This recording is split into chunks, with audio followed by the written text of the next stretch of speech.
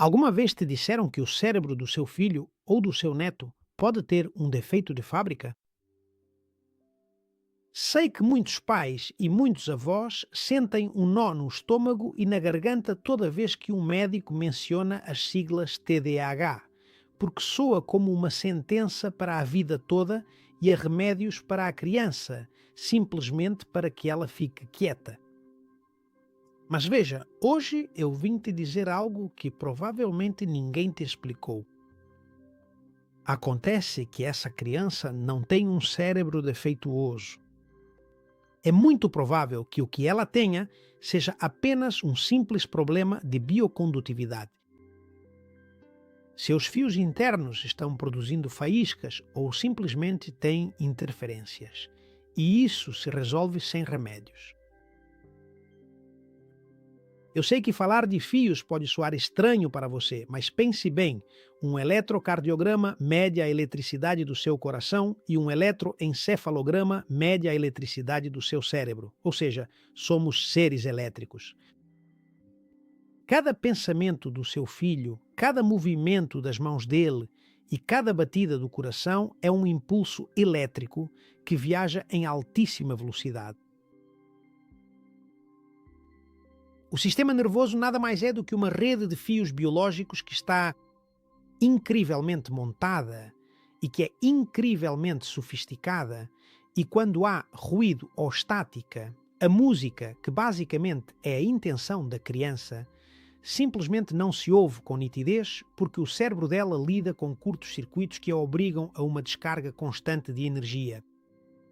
Você imagina a mente dele como se fosse uma catedral de cristal líquido, uma espécie de suporte tecnológico que precisa estar limpo para que a luz flua. Mas neste momento acontece que há uma fogueira acesa lá dentro e a fumaça, que é a neuroinflamação, está embaçando tudo. Como engenheiro-chefe da sua biologia, hoje você vai aprender a apagar esse incêndio e vai aprender a retirar a areia que bloqueia seu motor. Juntos vamos devolver a nitidez a ele. E se o sinal elétrico viaja por fios descascados ou sujos, não importa quanta química você tente ajustar de fora, porque o sinal continuará não chegando direito. Na consulta médica, o mais provável é que tenham falado que ele tem ou que poderia ter um desequilíbrio de neurotransmissores.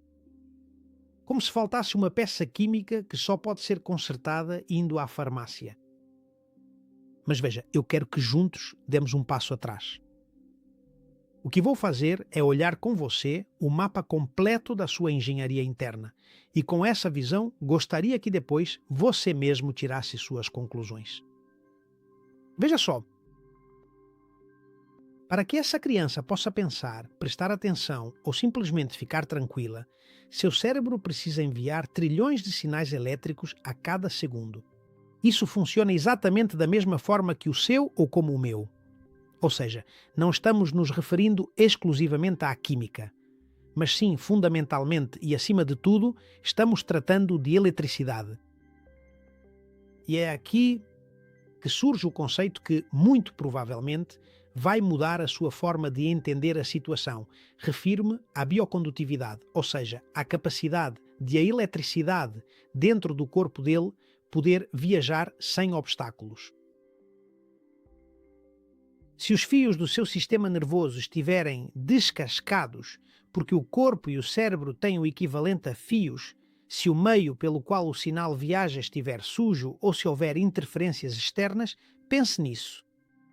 Não importa quanta química de farmácia, através de diversos comprimidos, você tenta ajustar de forma externa, porque a realidade é que o sinal chegará muito tarde, de forma precária ou simplesmente não chegará. O problema real está exatamente aí, bem dentro dele, e é algo completamente diferente do que você provavelmente pensava anteriormente. E para entender isso, o que precisamos fazer é quebrar um dogma que a medicina manteve por quase um século. Durante décadas, acreditamos que o cérebro era uma ilha isolada. Pensava-se que se você tivesse uma inflamação no joelho ou um problema no intestino, isso não afetaria sua mente. E por isso, quando uma criança apresentava sintomas de TDAH, só se olhava para a sua cabeça como se fosse um compartimento estanque. Mas isso foi assim até que chegou o Dr. Edward Bullmore, que de Cambridge demonstrou que o sistema imunológico e o cérebro estão em constante conversa. O que Bullmore fez foi construir uma ponte onde todos diziam que havia um abismo. Veja, quando o corpo sofre uma inflamação, libera algumas proteínas chamadas citocinas. E essas proteínas atravessam a fronteira cerebral e tingem a água do lago cristalino que deveria ser a sua mente. E ele descobriu que quando o corpo está sob estresse ou quando sofre uma inflamação, que é o que ele chama de mente inflamada, o sistema imunológico acaba enviando sinais ao cérebro e esses sinais alteram sua química e sua eletricidade.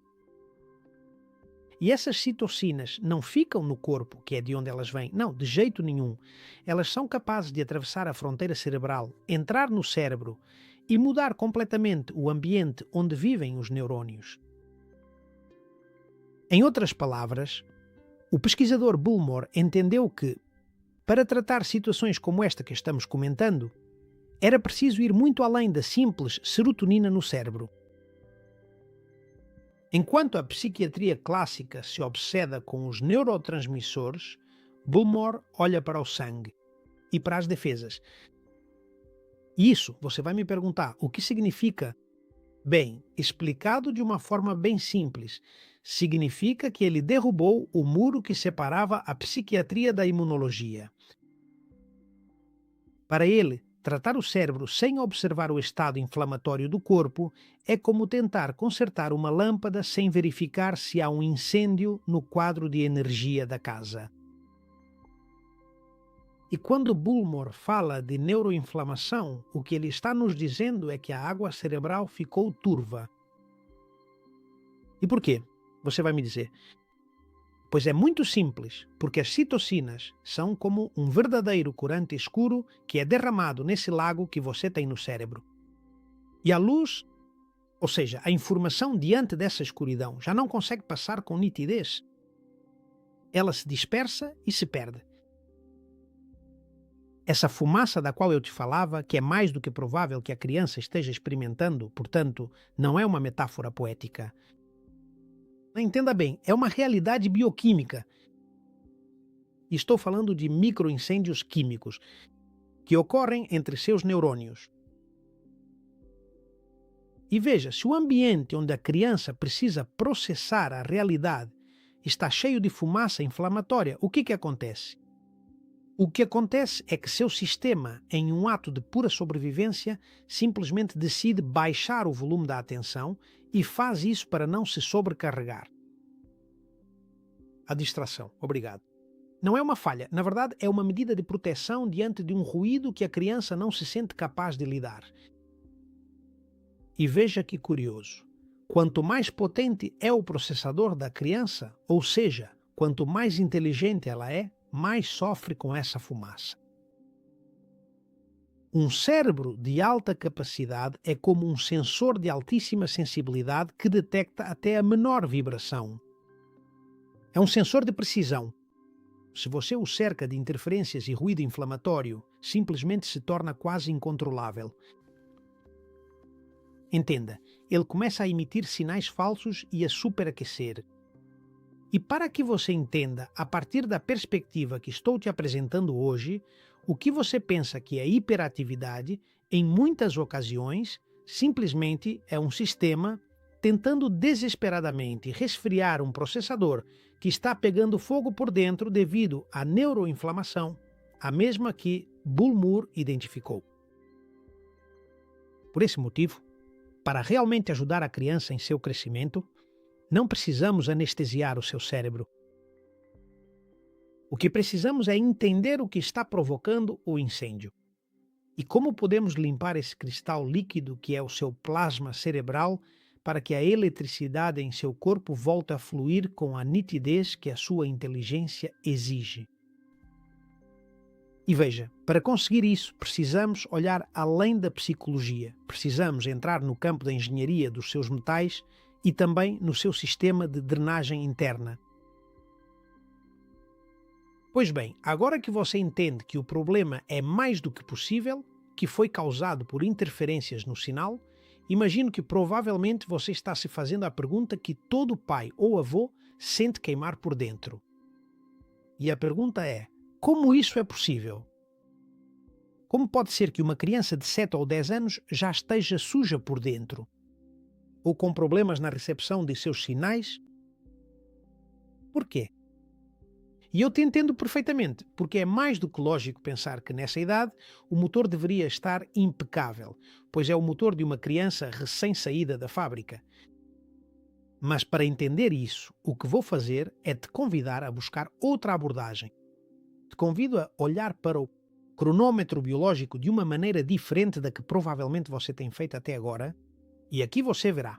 O copo de uma criança não começa a se encher no dia em que ela nasce, de jeito nenhum. Há um estudo de 2005 intitulado Carga Corporal, a contaminação em recém-nascidos, que foi realizado pelo Environmental Working Group e deixou todos nós que estudamos biologia com o coração apertado. Esse grupo é uma organização americana sem fins lucrativos que é muito influente no campo do ativismo ambiental e da saúde pública. Eles se dedicam principalmente a investigar e revelar a presença de substâncias tóxicas em produtos de consumo, desde alimentos e cosméticos até a água da torneira. Pois bem, os pesquisadores analisaram detalhadamente o sangue do cordão umbilical de diversos recém-nascidos, e o que eles encontraram foi, no mínimo, extremamente perturbador e preocupante para qualquer engenheiro que entenda perfeitamente o corpo humano como um sistema de altíssima precisão e complexidade biológica. Os pesquisadores detectaram uma quantidade média impressionante de 200 substâncias químicas industriais e poluentes em cada um dos recém-nascidos. E essa era apenas a média geral encontrada. No total, identificaram 287 produtos químicos diferentes, que incluíam pesticidas e herbicidas, retardantes de chama, que são usados em móveis e eletrônicos, PFOA, que são os chamados químicos eternos. Obrigado. Esses químicos eternos são usados no Teflon e em embalagens de fast food, e também encontraram metais pesados como mercúrio e chumbo. E veja, o que é realmente impactante nesse relatório é que ele também demonstrou que o ser humano já chega ao mundo com uma bagagem de contaminantes antes mesmo de respirar pela primeira vez fora do ventre da mãe. E além disso, veja, dessas 287 substâncias, sabia-se que 180 são cancerígenas para humanos ou animais. 217 são tóxicas para o cérebro e o sistema nervoso. E 208 causam defeitos de nascença ou problemas de desenvolvimento em testes de laboratório. E a coisa não termina aí. Por outro lado, pesquisas clínicas mais recentes, que foram publicadas no PubMed Central, PMC, e na PIERG, obrigado, esta última, que é uma revista conhecida pelo seu rigor nas ciências biológicas e médicas, vieram demonstrar que isso também acontecia com o alumínio, que além disso não só atravessa a placenta, mas também se acumula no tecido cerebral fetal.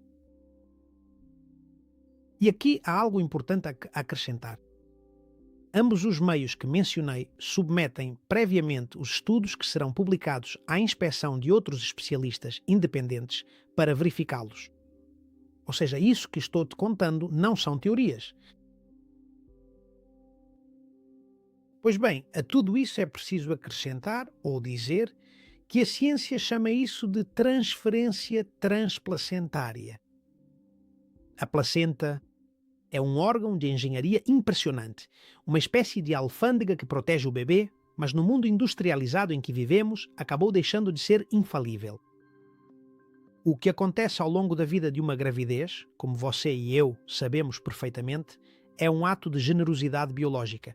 A mãe compartilha com o feto seus nutrientes para construir seus ossos e órgãos, mas, inevitavelmente, também compartilha parte de sua própria carga tóxica acumulada durante décadas. E por isso, muitas crianças, quando nascem, já vêm com o copo meio cheio, mesmo antes de dar o primeiro suspiro. E isso é muito importante esclarecer. Não é culpa da mãe, é simplesmente um processo biológico, em que o corpo busca diluir a toxicidade. Mas o resultado é que, hoje em dia, o presente de boas-vindas, aquele que damos ao bebê, é muito mais pesado do que dita a natureza. E no caso do alumínio, o problema é ainda mais relevante, porque o alumínio é um cátion trivalente, ou seja, para que você entenda, o que ele tem é uma carga elétrica muito forte e no cérebro de uma criança essa carga interfere diretamente no potencial de membrana de seus neurônios. Mas além disso, o alumínio, quando entra, não só realiza sua sabotagem ali, como também interfere com o cálcio. E o cálcio é o mensageiro que permite que um neurônio se comunique com outro, as sinapses das quais já te falei em outros vídeos. E nesse caso, o alumínio se faz passar por cálcio, mas claro, depois não faz o trabalho do cálcio. O resultado são mensagens que ficam pela metade, que se falarmos em uma linguagem simples, nada mais são do que curtos circuitos constantes no sistema.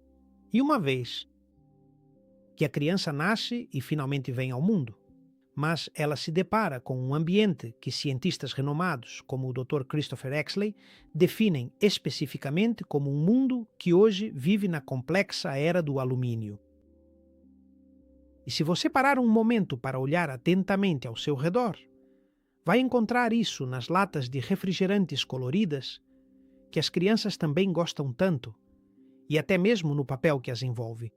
Sanduíches, hambúrgueres e os aditivos em alimentos ultraprocessados são exemplos disso. E um dos exemplos mais claros é o famoso, infelizmente famoso, E. coli 541. Você também o encontrará nos utensílios que usa para cozinhar e em produtos de higiene. E além disso, todos esses, exceto o último, são produtos que crianças e adolescentes, como eu dizia, consomem com frequência. E veja, mencionei o E541 porque é o cavalo de Troia mais astuto da indústria alimentícia. O E541, que é fosfato de alumínio e sódio, é um aditivo químico utilizado principalmente em produtos de panificação industrial e em alguns queijos processados. Veja, sua função técnica é ser um agente levedante, ou seja, faz com que os bolos fiquem incrivelmente fofos, que não murchem e, no caso do queijo, que derreta perfeitamente em um hambúrguer sem se separar dele. Você está consumindo, as crianças estão consumindo isso diariamente. Eles são os principais consumidores desse tipo de produto. Bolos, donuts, pães de forma, ultraprocessados e muitos outros semelhantes. E o que acontece é que, quando o alumínio entra em um corpo que ainda está em formação, o enchimento desse copo ocorre de uma maneira muito mais veloz do que a nossa própria intuição natural nos diz. Isso que estou te contando, como você pode imaginar, é muito preocupante. E me ouvindo, imagino que você também deve ter se perguntado: por que ninguém fala sobre isso? Porque meu médico nunca me falou sobre isso. E a resposta é uma resposta técnica. Acontece que a medicina convencional geralmente procura por toxicidade aguda. Ou seja, por exemplo, o que ela busca é um envenenamento repentino que te leve para a emergência. É nisso que a medicina atual está interessada. E o que eu estou te explicando é uma bioacumulação crônica. Um pouquinho hoje, outro amanhã e assim por diante.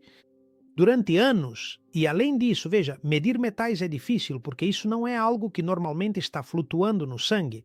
E em um exame comum, que é a primeira coisa que vão fazer quando você tiver algum problema, só aparece o que está circulando naquele momento no sangue, mas não o que está escondido nos tecidos ou nos fios elétricos do cérebro.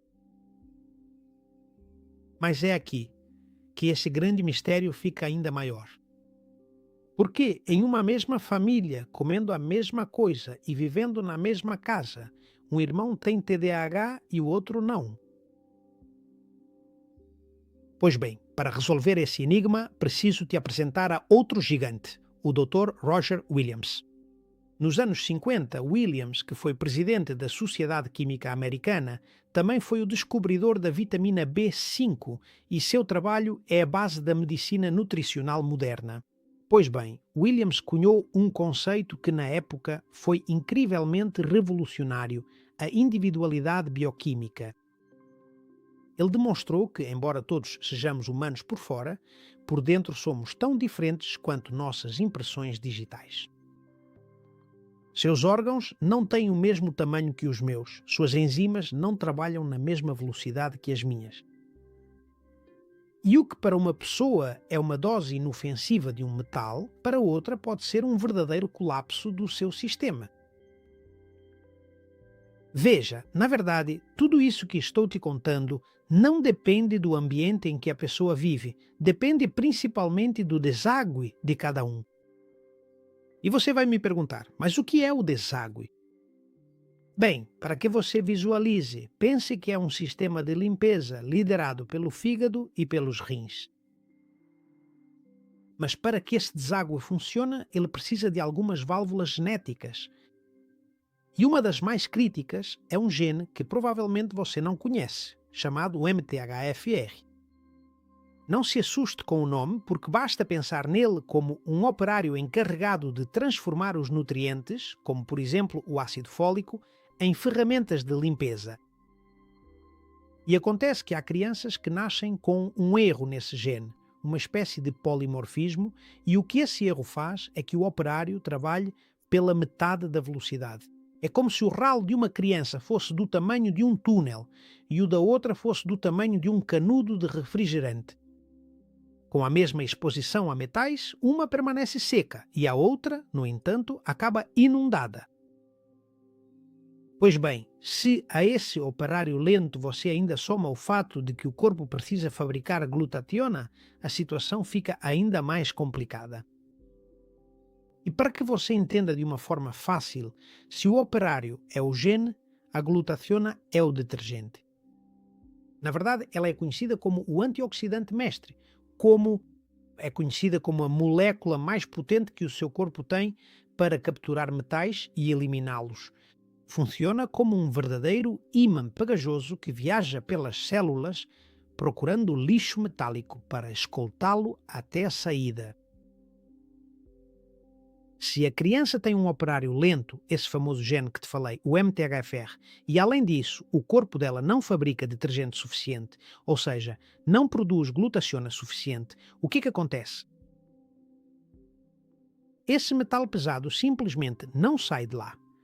Ele permanece totalmente grudado e impregnado nos complexos circuitos e fios elétricos do nosso cérebro. Tenta agora conectar tudo isso com exatamente aquilo que eu te expliquei logo no começo sobre as crianças que são consideradas as mais inteligentes. Um cérebro de alta capacidade, que é algo como uma Ferrari intelectual, tem uma atividade elétrica muito, muito mais intensa e uma densidade de conexões impressionante. E isso é o que se conhece como a hipersensibilidade do hardware. Veja bem, para que você consiga entender perfeitamente, o motor de um trator bem antigo pode funcionar tranquilamente com um diesel sujo e cheio de impurezas, porque na verdade não há nenhum problema grave com isso, já que as suas peças internas possuem muita tolerância. Mas o motor de uma Ferrari é na verdade uma peça de engenharia de precisão absoluta. Se entrar um único grão de areia sequer nos injetores de combustível, o motor inteiro começa a falhar gravemente, a superaquecer de forma perigosa e a apresentar diversos defeitos técnicos. Em uma criança brilhante, esse grão de areia metálico não é apenas um incômodo, ele se transforma em um verdadeiro sabotador do seu sistema de alta fidelidade. Gera interferências, cria arcos elétricos onde não deveria haver e, acima de tudo, sobrecarrega seu processador. Em poucas palavras, o que te diagnosticaram como TDAH, na verdade, é muito provável que não seja uma falha de inteligência, mas sim um sistema de alta precisão que está desafinado devido à interferência ambiental e a um dreno que provavelmente não dá conta. Portanto, entenda também, não estamos diante de uma criança com um defeito de fabricação. Não. Não é que a criança não queira prestar atenção, é que seu processador está sobrecarregado por interferências elétricas. Ela tem um hardware de altíssima precisão que está tentando processar a realidade a 1000 por hora, enquanto alguém, ao mesmo tempo, sabota seus fios. Nossa missão como engenheiros-chefes não é tentar fazer com que a Ferrari corra menos, ou seja, não devemos tentar mudar a criança, mas sim focar em limpar esses condutos de forma que devolvamos a condutividade a ela. E se fizermos isso, sua potência poderá se expressar sem ruídos. Mas para realizar essa limpeza, primeiro é necessário compreendermos qual metal acabou invadindo seu cérebro. E como isso ocorreu? Conseguiu se tornar um invasor. E que cadeira ou que cadeiras esse invasor está ocupando? E é isso que vou te explicar a seguir. Mas aqui só uma breve explicação antes de continuar. Quando falo dessas cadeiras ocupadas, estou-me referindo a elas sob a perspectiva da biofísica. Ou seja, estou falando de receptores celulares e canais iônicos. Imagine que cada uma das células do seu filho é como um pequeno quarto que precisa de instruções para funcionar. Os receptores celulares são as orelhas ou as fechaduras desse quarto e estão na superfície esperando receber uma mensagem específica, como um hormônio ou um neurotransmissor, para saber se a célula deve se ativar, se acalmar ou começar a trabalhar. E os canais iônicos são as portas ou válvulas por onde a eletricidade viaja. Quando o receptor recebe a mensagem correta, a porta se abre para deixar passar minerais como, por exemplo, o cálcio ou o magnésio, que são os que realmente carregam a carga elétrica para poder executar a ordem. Em um sistema saudável, as mensagens chegam e saem e as portas se abrem e fecham com precisão absoluta. O problema surge quando há lixo ou sabotadores e, principalmente, se esses invasores têm força elétrica, porque então fazem duas coisas. Ou colocam cola na fechadura bloqueando o receptor, ou ficam parados bem no meio da soleira da porta, obstruindo o canal.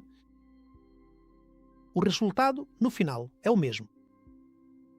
A mensagem essencial de calma, ou de foco profundo, nunca consegue chegar ao interior da célula, porque o acesso está, de forma literal e fisicamente sabotado.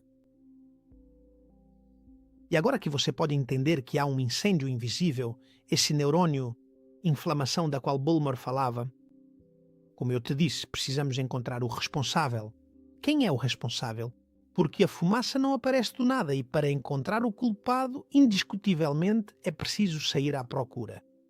E a primeira coisa que vai nos surpreender ao começar essa busca será descobrir que o alumínio se acumula em nosso corpo e a realidade é que o alumínio nunca deveria estar no corpo e muito menos dentro de um neurônio. Veja, ao contrário do ferro que transporta oxigênio ou do magnésio que, entre outras coisas, relaxa os nervos, o alumínio não tem nenhuma função conhecida na vida humana. Não existe uma única reação química no corpo humano que precise do alumínio. Portanto, sua presença não é uma ajuda, é necessariamente uma interferência. É como se, em uma obra de engenharia perfeita, alguém jogasse um punhado de areia nos engrenagens. A areia é abundante na natureza, mas não tem nenhuma função dentro de uma obra de engenharia e, principalmente, dentro de uma obra de precisão. E por que é ainda menos aceitável se, além disso, falamos de encontrá-la junto aos neurônios? É muito simples, porque o neurônio é a célula com o design elétrico mais refinado do corpo. Sua função depende de um equilíbrio exímio de voltagens. E o alumínio é um metal que possui uma carga elétrica trivalente muito agressiva. Introduzir alumínio em um neurónio é como colocar um ímã potente dentro de uma sala de servidores cheia de discos rígidos. Eles serão distorcidos, todas as sinalizações vão mudar. E o cérebro, veja, tem a barreira hematoencefálica justamente para atuar como uma alfândega de máxima segurança. Se o alumínio está dentro, é porque houve uma grave falha de segurança ou um engano biológico. E o que isso quer dizer? Pois isso significa que nossa busca se transforma no principal suspeito. Na verdade, veja, nenhuma célula do seu filho precisa dele para crescer, respirar ou pensar. E se ele está presente, é literalmente lixo industrial que entrou no sistema. E veja, acontece que o corpo não tem portas de saída preparadas para o alumínio porque, evolutivamente, e até há apenas um século, nunca estivemos expostos a esse metal de forma massiva, e muito menos como agora. Pois bem, além disso, preciso-te falar sobre a física do metal. Na física e na química, o alumínio não é apenas potente. Tem uma densidade de carga superior, como eu dizia, por ser um cátion trivalente, tem 3 cargas positivas, concentradas em um tamanho muito pequeno, o que lhe confere uma força de atração elétrica muito maior do que a dos minerais que o corpo realmente utiliza para funcionar. O alumínio chega, os empurra e rouba o lugar deles, a cadeira, como eu dizia.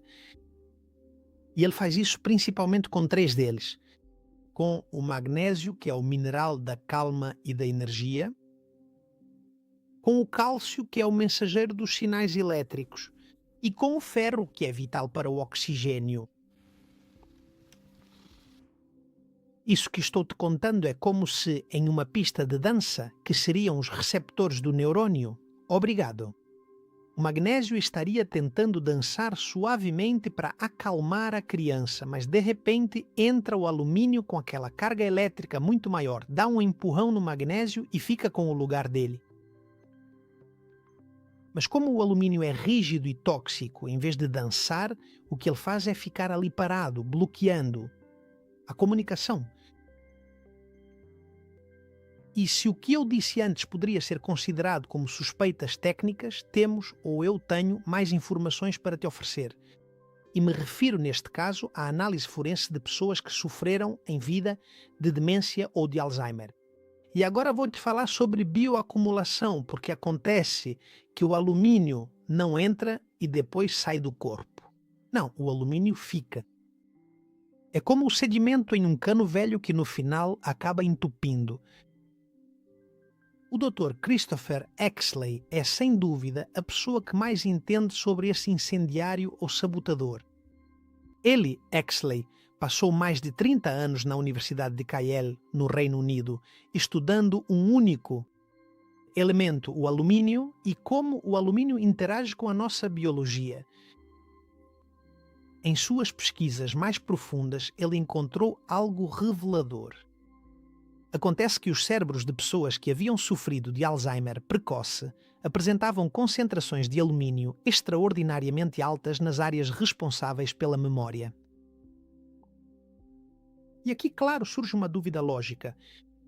Se o alumínio está em uma lata de refrigerante, está em um pão doce ou em um desodorante, como é possível que acabe afetando a atenção do seu filho ou a sua própria memória?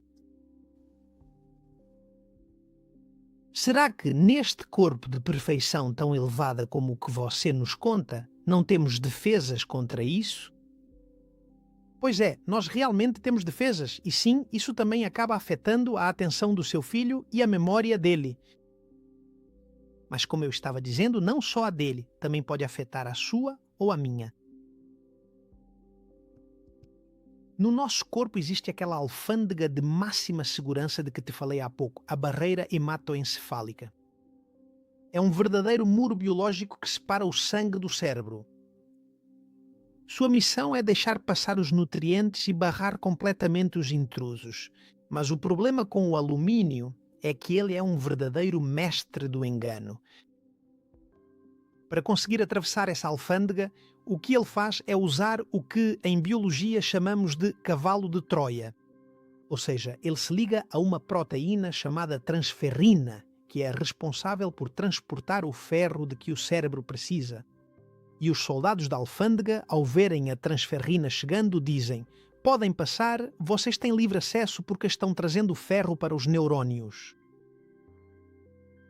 Mas o que acontece na realidade? Eles não sabem ou não percebem que, grudado nela, o alumínio está entrando de carona no cérebro. E uma vez que o metal atravessou essa fronteira e está dentro do cérebro, o que o alumínio faz é buscar seu alvo favorito, que é a mielina. E aqui, para que você entenda, seus neurônios são como cabos de fibra óptica de pureza absoluta. E a mielina é sua capa protetora, ou seja, é o isolante que recobre os cabos e permite que o sinal viaje. Rápido, e agora você vai ver. Acontece que o alumínio tem uma propriedade física nesse ambiente que é assustadora. É um isolante. O desastre que pode causar a longo prazo é absolutamente devastador. Imagine que alguém abre seu computador e começa a colocar pedaços de fita isolante ou cimento bem nos conectores do processador. A eletricidade vai tentar passar para executar um comando, mas vai se chocar contra aquele sedimento acinzentado, pegajoso e isolante que é o alumínio depositado na mielina. A consequência, como você pode imaginar, é evidente. O sinal não consegue passar com fluidez. A transmissão foi interrompida e sai do curso. E como não pode fluir, a energia se acumula e gera calor. E esse calor é a origem dos microfogos inflamatórios que mencionei anteriormente. O sistema sobreaquece, os neurônios inflamam para se defenderem.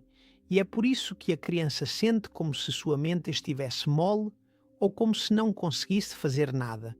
Manter o foco. E não é que ele não queira prestar atenção, é que seus fios estão sofrendo uma interferência física que está aquecendo e esgotando o seu sistema. Mas não pense que o problema termina aí. Esta sabotagem vai ainda mais fundo, atingindo diretamente o coração da nossa energia celular vital. Aqui há um segredo técnico de laboratório que quero que você conheça, chamado de química de coordenação. Na orquestra das suas células há um mineral que é o maestro, aquele que marca o ritmo, e estou falando do magnésio. O magnésio é responsável por fazer com que as mitocôndrias produzam energia, o famoso ATP de que já falamos tantas vezes, e também por manter os neurônios tranquilos. O problema técnico é que o alumínio tem um tamanho e uma carga elétrica tão parecidos com os do magnésio que o corpo se confunde.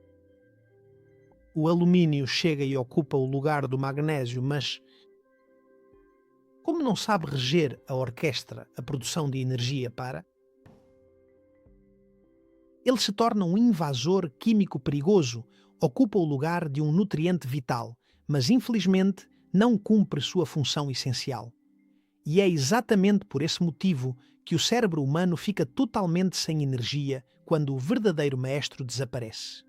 A sinfonia se transforma em um ruído confuso e quando isso acontece é precisamente nesse momento que surge o caos absoluto, que na maioria dos casos termina em um diagnóstico de TDAH. E aqui, deixe-me acrescentar ainda mais um problema. Se o magnésio é o maestro que mantém o ritmo e a paz, o cálcio é o mensageiro que permite que um neurônio se comunique com o próximo. É o responsável por abrir a comporta, para que a informação salte pelo fio. E acontece que o elemento alumínio também possui uma afinidade altamente destrutiva pelos canais de cálcio do nosso organismo. Imagine agora que cada pequeno neurônio tivesse uma espécie de porta de segurança muito sofisticada, que só se abre exatamente quando chega o mensageiro específico, trazendo consigo a chave de cálcio necessária. Pois bem, o alumínio, com sua carga elétrica massiva, age como um intruso e coloca cola na fechadura. ele se prende a esses canais e os bloqueia completamente. Qual é a consequência? Que a mensagem fica presa. O cérebro do seu filho dá a ordem para prestar atenção ou para ficar quieto. O sinal viaja pelo fio, mas quando chega ao final para saltar para o próximo neurônio, encontra a porta bloqueada. Por quem? Pelo alumínio. E para que você entenda de uma forma fácil, isso é como tentar fazer uma ligação com um telefone que está com o microfone desconectado.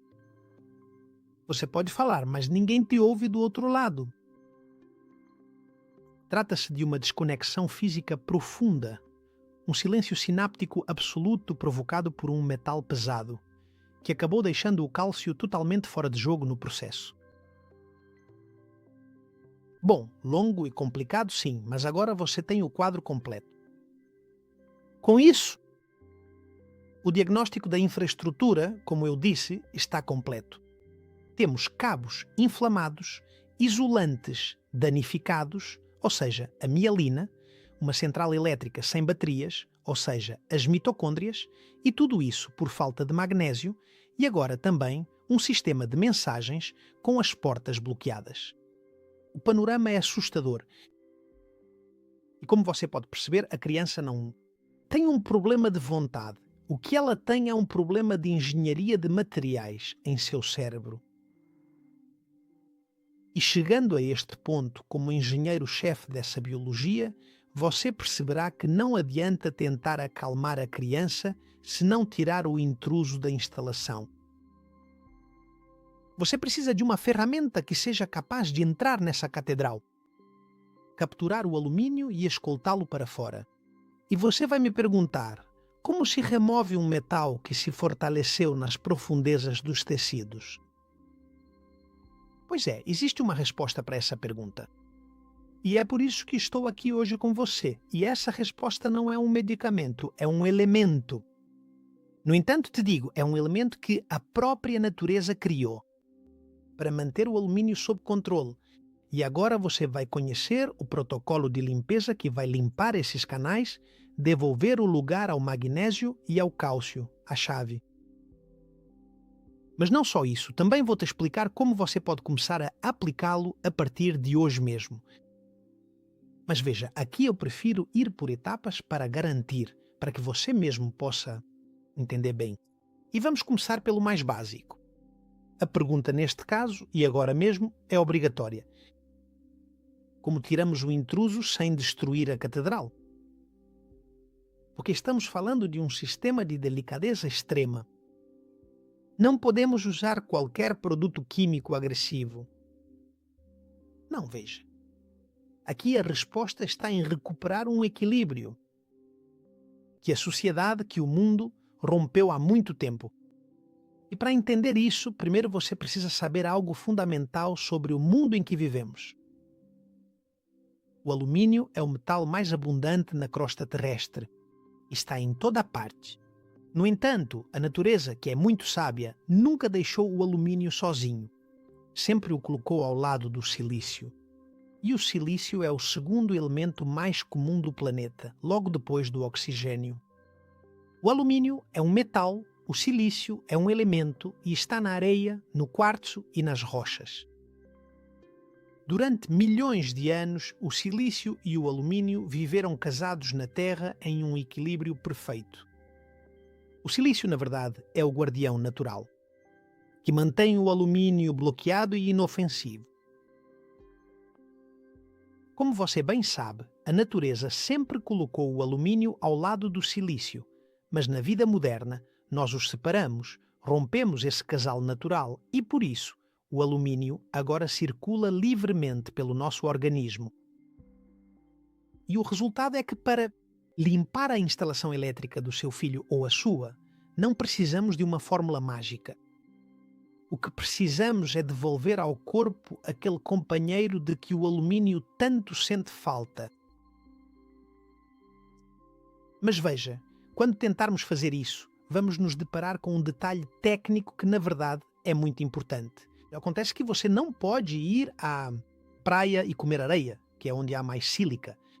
O silício mineral das rochas é grande demais e seu corpo simplesmente não sabe o que fazer com ele.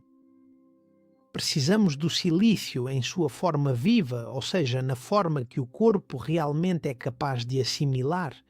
E com isso me refiro àquela que chamamos de ácido ortossilícico. Esta é a chave para toda a engenharia de limpeza da qual estamos falando. O ácido ortossilícico é uma molécula tão diminuta que tem o passaporte necessário para viajar pelo sangue e até mesmo para cruzar aquela alfândega da qual te falei antes, a barreira hematoencefálica. É o único capaz de entrar na catedral. E é aqui que ocorre o que eu chamo de ímã de resgate.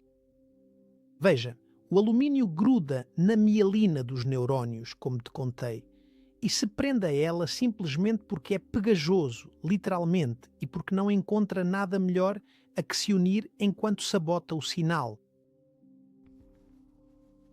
Mas naquele momento, ao introduzir esse silício líquido no sistema, o alumínio detecta sua presença e algo verdadeiramente incrível acontece. Possui uma afinidade química tão forte pelo silício, gosta tanto da presença dele que decide libertar o neurônio. Ele se desprende do cabo elétrico e adere ao silicone. Ao se juntar, elas formam uma nova molécula que é completamente inerte. Na verdade, é como se o silício colocasse algemas no sabotador e o envolvesse em uma cápsula de segurança. Nesse momento, o alumínio deixa de ser um isolante, para de gerar calor e de causar interferências, tornando-se simplesmente uma partícula pesada, que já não pode mais se esconder nos tecidos. Mas claro, uma vez que o temos preso, surge a próxima pergunta. Agora que finalmente o temos capturado e bem preso, como é que nós faremos para conseguir tirá-lo de dentro dessa verdadeira fortaleza impenetrável que é o cérebro humano? Pois bem, meus amigos, é exatamente aqui que nós vamos aproveitar o silêncio do turno da noite, da nossa biologia. Como você sabe, porque já expliquei em outros vídeos, enquanto dormimos, nosso cérebro ativa o sistema linfático.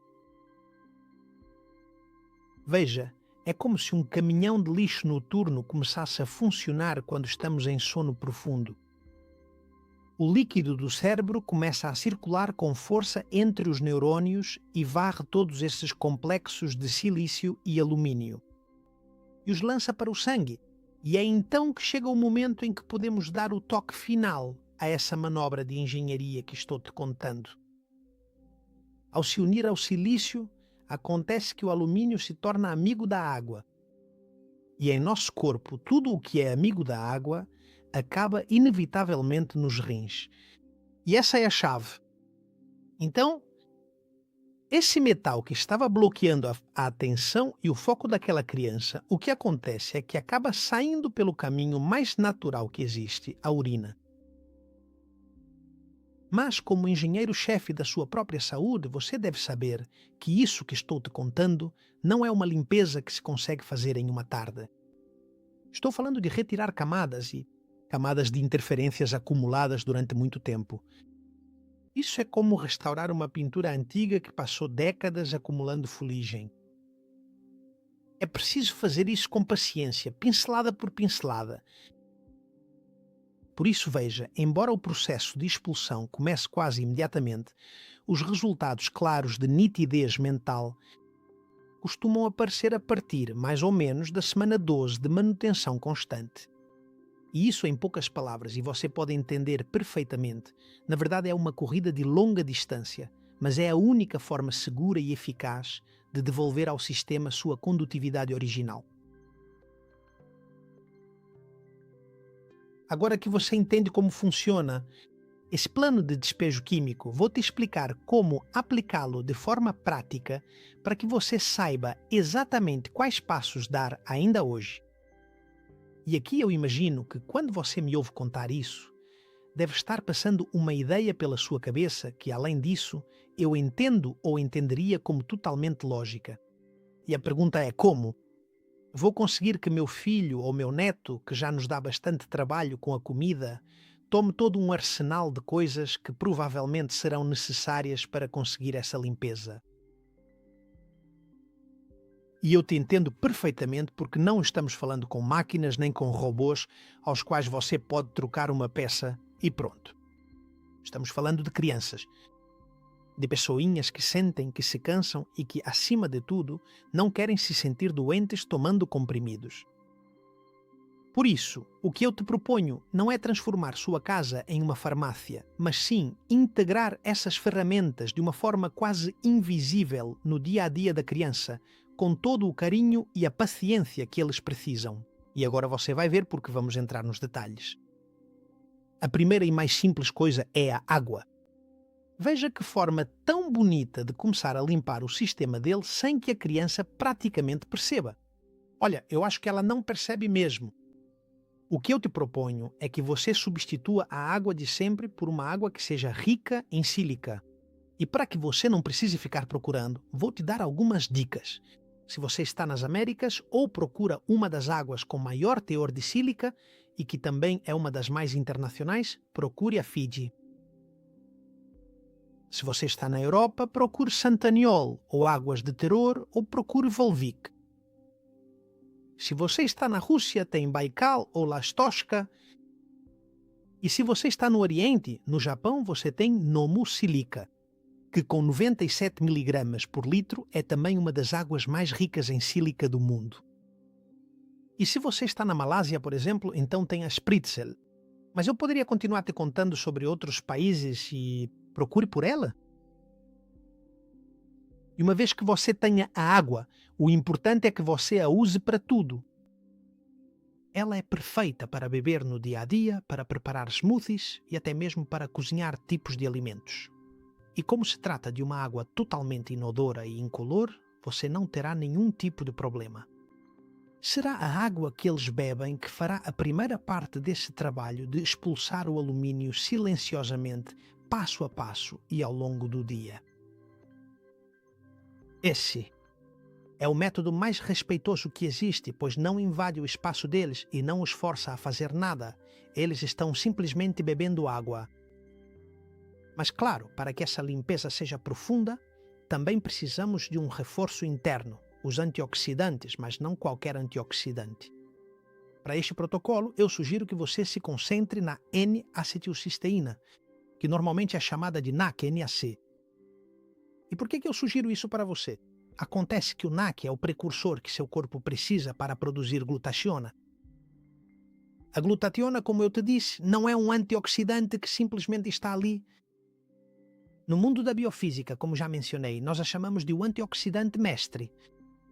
E esse não é um título honorífico, é que realmente ela tem um superpoder que os outros antioxidantes não têm. A glutationa é responsável por reciclar todos os outros. Quando a vitamina C ou a vitamina E terminam seu trabalho de apagar um incêndio, elas ficam gastas e a glutationa chega, cede um elétron a elas e as coloca de volta em serviço. Sem ela, seu sistema de limpeza simplesmente pararia, bruscamente em poucos minutos. Veja, imagine que a glutationa é como uma esponja de enxofre. O que a torna especial é que possui um componente extremamente pegajoso para metais pesados e toxinas. E quando o alumínio ou o mercúrio entram na sua catedral, a glutationa se lança sobre eles, os envolve e os neutraliza para que não possam tocar suas neurônios. Ela é o verdadeiro guarda-costas molecular do seu cérebro. Mas é aqui que entra o problema de engenharia. Acontece que a glutationa não pode ser tomada diretamente em forma de comprimido porque seu estômago a destrói antes que chegue ao sangue. Seu corpo precisa fabricá-la dentro de cada célula. Essa é a única forma de isso funcionar. E para fabricá-la, seu sistema precisa de 3 peças de reposição, 3 aminoácidos. 2 deles nós temos de sobra, não há nenhum problema, mas há um, a cisteína, que é o gargalo, é o ingrediente escasso que determina a velocidade com que a fábrica trabalha. Se não houver cisteína, a produção de glutationa para e é então que a fumaça de Bulmer começa novamente a encher o cômodo porque os bombeiros não têm água. É aqui que o NAC, ou seja, a N-acetilcisteína, se torna uma ferramenta necessária para a soberania absoluta. O NAC é essencialmente cisteína empacotada, que seu corpo pode absorver e depois levar diretamente para a usina elétrica. E tomar NAC não é como tomar uma vitamina, não entenda assim, é injetar combustível direto na fábrica de limpeza. É garantir que seus operários tenham sempre o detergente mais potente do mundo, pronto para desengordurar o processador e apagar os micro-incêndios. Pois bem, para que o NAC cumpra essa função de detergente celular e precursor da glutationa de que te falei, a administração deve ser tão precisa quanto o restante da sua engenharia biológica. Isso é muito importante ter em mente. Mas antes vou-te fazer algumas pequenas ressalvas sobre o NAC que acredito serem importantes. Em primeiro lugar, tenha em mente que o NAC é um precursor natural. Não é uma molécula estranha para o corpo, é apenas mais um tijolo de construção. E ao ingeri-lo, você fornece ao organismo a matéria-prima para que ele mesmo decida como e onde fabricar sua defesa. Em segundo lugar, ele atua como um reforço de um aminoácido que muitas vezes é escasso na dieta moderna devido ao processamento dos alimentos. Funciona, portanto, como um suprimento de nutrientes, nada além disso. E em terceiro lugar, é uma das substâncias mais estudadas e seguras no mundo dos suplementos. Há décadas vem sendo utilizada sem apresentar os efeitos colaterais sistêmicos dos fármacos anti-inflamatórios tradicionais. E veja só, e isso é muito importante em pediatria, o NAC também é utilizado há décadas. Frequentemente é usado como mucolítico, por isso seu perfil de segurança já é muito conhecido. No entanto, para a eliminação de metais e para o controle da neuroinflamação em crianças, as orientações devem ser mais sutis e adaptadas, como você pode imaginar, à sua fisiologia em desenvolvimento. E aqui vai uma observação necessária. Isso, como qualquer ajuste que você faça na sua engenharia interna, se você estiver sob tratamento médico ou tiver alguma condição específica, é sempre uma questão de bom senso consultar o seu profissional de confiança. Mas entenda uma coisa, não se trata de substituir uma terapia. O que estou propondo é otimizar o terreno onde essa terapia deve atuar. E mais uma coisa, vamos voltar a falar do NAC. Com ele é onde os pais costumam encontrar o primeiro obstáculo, porque o NAC tem cheiro de enxofre, ou seja, de ovo podre. E tenha em mente que, se você tentar dar uma cápsula e a criança sentir o cheiro ruim, não vai querer tomar, ela vai rejeitar e você terá perdido a batalha antes mesmo de começar. Portanto, aqui vai um conselho. Procure o formato em pó ou abra a cápsula e misture com um suco natural de laranja ou de morango. A vitamina C do suco não só ativa o NAC, como também o sabor ácido vai mascarar aquele cheiro de enxofre. Pois bem, para uma criança entre 6 e 12 anos, cerca de 300 mg por dia, que geralmente corresponde a meia cápsula das padrão, é mais do que suficiente para começar a perceber que a névoa em sua cabeça começa a se dissipar. E se já for um adolescente que começa a pesar quase como um adulto, você pode aumentar para 600 mg, que são as cápsulas normais. O ideal é dar pela manhã, com o estômago vazio ou com uma fruta, para que o corpo tenha o dia todo para produzir o glutationa protetor de que precisa. Mas atenção, você não pode esquecer da importância do magnésio em todo esse processo. Veja, sem magnésio o silício não servirá para muita coisa. E com o magnésio vem junto a minha parte favorita do protocolo, porque este é o momento de maior conexão com as crianças, o banho de magnésio. Se a criança for pequena, nem pense em dar comprimidos de magnésio, porque não é necessário. Utilize a via transdérmica, que é uma verdadeira maravilha da engenharia biológica. Veja, é muito simples. Prepare um banho quentinho e coloque 2 xícaras de sais de Epsom. Esses sais são sulfato de magnésio. E enquanto a criança brinca com seus brinquedos ou relaxa depois da escola, o que está acontecendo é que a pele dela, que é um órgão de absorção incrível, estará absorvendo esse magnésio sem que ela perceba.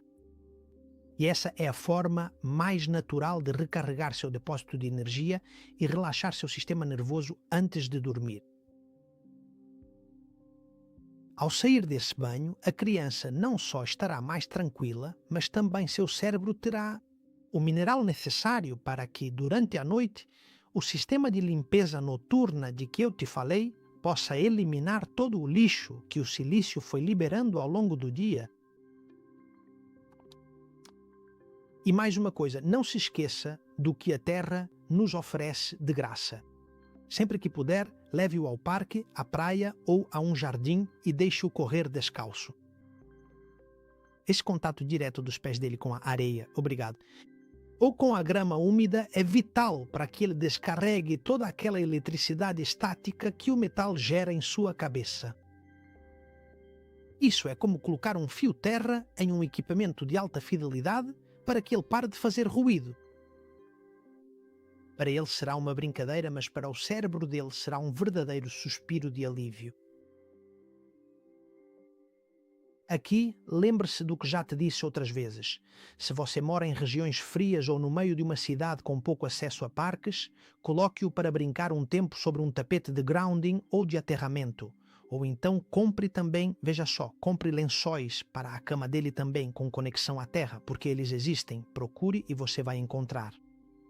E finalmente, para completar este plano de manutenção, você também precisa se lembrar da nutrição de verdade. Da verdadeira nutrição, é preciso ter em mente a importância do selênio na alimentação dele. Veja, do ponto de vista da engenharia biológica, o selênio é o componente crítico que permite que o seu sistema de limpeza interno não fique travado. Se o silício é o agente que captura o alumínio, o selênio é como a vela de ignição que acende o motor, de desintoxicação das suas células. O selênio é o núcleo das selenoproteínas, que são as ferramentas que o corpo utiliza para neutralizar os radicais livres, aquelas faíscas de que falei no início do vídeo, e que o alumínio gera constantemente ao oxidar seus neurônios. Sem selênio, o sistema de limpeza fica fora de serviço. Além disso, na biofísica, o selênio atua como um antagonista de metais pesados. E isso é muito importante. Acontece que ele tem uma afinidade química muito alta por substâncias tóxicas. Ele se liga a elas e forma complexos que o corpo pode identificar e escoltar para fora. É como se o selênio colocasse uma espécie de localizador GPS no metal para que o sistema de eliminação soubesse exatamente o que precisa jogar fora. E é aqui também que entra o seu papel de engenheiro-chefe. As castanhas do Pará são verdadeiras bombas relógio de selênio. Uma única castanha, apenas uma, pode conter entre 70 e 90 microgramas, que é praticamente 100% do que um ser humano precisa por dia. E como você bem sabe, em um organismo de precisão, mais não é melhor. Um excesso de selênio pode ser tóxico e pode causar selenose. Por isso eu recomendo apenas uma castanha. E isso é uma instrução de engenharia de alta precisão, porque você dá ao sistema a reposição exata que ele precisa para que o motor funcione sem sobrecarregá-lo. Esta é a pílula natural perfeita porque vem com a dose exata e em um formato que o corpo reconhece e absorve instantaneamente. E além disso tem um sabor magnífico. Dê para a criança como um prêmio. Ela vai gostar. Se você for constante com tudo isso que te contei, com a água, com o suco, com o NAC, com o banho de sais, com o contato com a terra e com a castanha do Pará, verá que não estamos fazendo um tratamento médico agressivo, mas sim restaurando o seu ambiente. E ele provavelmente nem vai perceber o que estamos fazendo. Em poucas semanas, você vai notar que esse Ferrari que você tem em casa começa a rodar com uma suavidade que vai te emocionar. você vai ver como a atenção dele fica mais nítida e como finalmente aquela inteligência surpreendente que ele tem começará a brilhar sem que nada nem ninguém ofusque. Porque no final das contas, e isso não podemos perder de vista, o que buscamos não é mudar quem é a criança, mas simplesmente tirar de cima dele tudo aquilo que não o deixa ser ele mesmo. E quero que hoje, ao terminar de me ouvir, você vá embora com uma sensação de paz profunda. Essa paz que nasce quando você finalmente entende o que está acontecendo com seu filho ou seu neto. Esses esquecimentos que te assustam, essa falta de atenção, que o faz parecer ineficiente na escola ou essa inquietação que não o deixa viver, não são culpa dele. E claro, também não é culpa sua. Não é que essa criança esteja com defeito, nem que seu cérebro tenha decidido parar de funcionar, porque sim, o que acontece simplesmente é que há alguns entulhos na sua instalação elétrica. E hoje, você aprendeu algo que muda as regras do jogo porque não precisa se resignar a aceitar um rótulo que pese como uma pedra para toda a vida dessa criança. Com esse conhecimento, você não deve ser um espectador passivo que espera que lhe digam qual comprimido deve comprar para sedar o sintoma da criança. Não. A partir de exato momento agora você pode optar por escolher ser o engenheiro-chefe dele, tornando-se alguém que assume firmemente as rédeas e compreende profundamente todo o manual de instruções da sua própria biologia, executando com cuidado um plano de manutenção repleto de amor e extrema precisão, que não irá simplesmente sedá-lo de forma temporária, mas sim oferecer uma solução verdadeiramente duradoura e definitiva para o seu bem-estar. À medida que as semanas passarem e você for constante, com este protocolo você começará a notar algo realmente surpreendente, porque perceberá como o alumínio, aquele invasor que Exley nos revelou, vai deixando o sistema da criança e, pouco a pouco, você será capaz de notar como o olhar dele fica mais nítido, como seus pensamentos voltam a fluir sem se bloquear e como aquela fumaça inflamatória finalmente se dissipa. Nunca se esqueça de que o corpo humano é um organismo autoprogramável. O que você acabou de fazer hoje foi recuperar o acesso de administrador sobre a biologia do seu filho. O conhecimento é o código que permite que você pare de remendar sintomas e comece a executar com precisão o protocolo de limpeza que o sistema dele está pedindo. Aos gritos. Você está devolvendo a ele sua soberania e dando a oportunidade de que sua inteligência brilhe sem que nada a ofusque. Mas o que acontece quando essa fumaça de que te falei no início não é algo que afeta apenas os mais pequenos? O que acontece quando é você ou os adultos ao seu redor? Aqueles que sentem, ou você sente que sua mente, que a mente de vocês, já não tem a mesma velocidade de antes. Aquele momento em que você sente que sua inteligência está sendo sabotada por dentro e que já não parece ser o dono do seu próprio foco. No próximo vídeo desta série sobre soberania mental, vou virar o foco para nós, os adultos.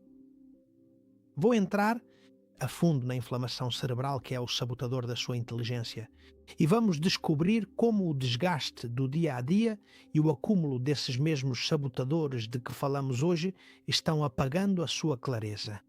E o mais importante, como você pode executar seu próprio plano de resgate para recuperar essa nitidez mental que você achava ter perdido com o passar dos anos. Mas não, ela está aí, apenas coberta de entulho. Você não pode perder esse novo vídeo porque sua capacidade de pensar é sua ferramenta mais sagrada. Pois bem, por aqui terminamos. E te digo o que sempre digo, siga em frente, sempre em frente. E te leio nos comentários.